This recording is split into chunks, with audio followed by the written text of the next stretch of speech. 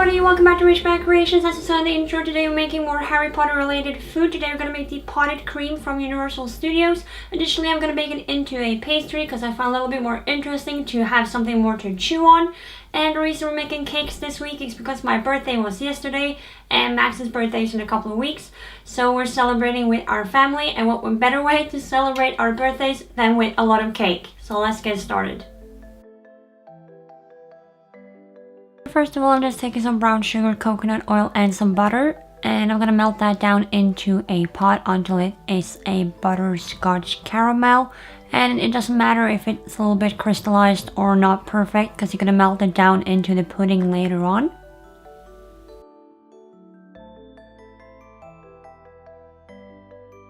So once your butterscotch is nearly ready, you just want to mix in some vanilla to make that flavor pop. Then you want to put it on a tray and let it cool down for a couple of hours. I just put mine in the freezer just to quicken up the process. And once it's cooled down for a while, I'm just going to cut it up into small pieces, then putting it in an airtight container, storing them while I work on the rest of the ingredients.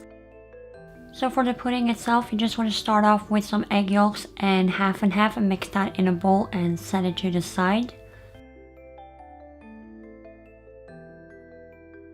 Then I'm going to mix in some salt, cornstarch, and sugar together. Then I'm going to add the rest of the half and half with that. Bring that to a boil, and you will see that it will thicken up eventually after about 5 to 7 minutes.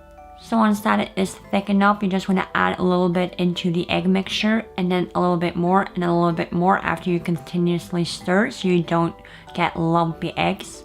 Once the eggs are pretty hot, you just want to pour that back into the casserole with the rest of the pudding mix.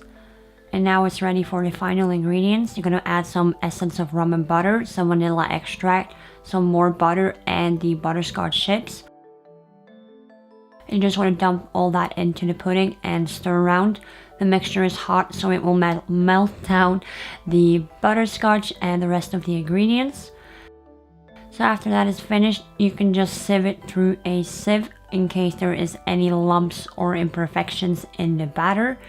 And after that, you're pretty much done with your pudding, and it can cool down, and then you can eat it once it has stiffened up, or you can just eat it straight away while it's pretty lukewarm.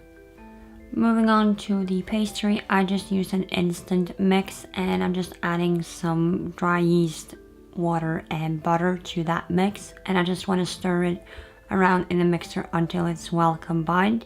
Then I'm just going to leave it on the bench top for 30 to 45 minutes to let itself raise and grow as a beautiful little dough. Then you just want to take that onto the bench top, add some flour so it isn't sticky. Don't knead it too much, or else you're gonna have some troubles rolling it out into a flat rectangular shape. Then you want to add the pudding mixture. Here I'm just taking off the plastic foil just to prevent some crust on top of the pudding mix. I'm just adding half of it because I didn't need the entire batter, so you can just save the other half and use it for some other projects or make another pastry later on. I'm just being careful not to add the mix until the edge, because when you roll it up, you want to make sure that the dough connects to the dough in the end so it doesn't roll up again. And after it is rolled up, I'm just going to gently lift it and try to elongate it a little bit to make it longer, but that is just easier to do after you rolled it. And then I'm just going to put it onto a pan in a circular shape.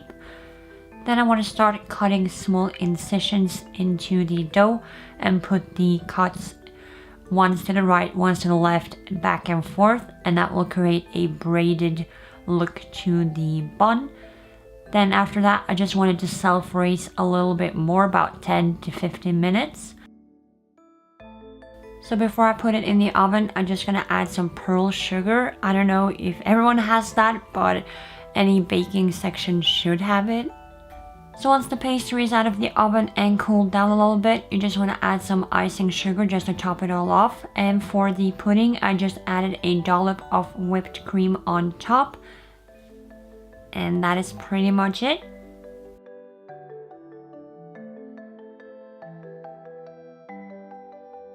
So that is the finished project for today. I hope you all enjoyed. Make sure to try these recipes at home. They're pretty tasty. Thank you so much for watching.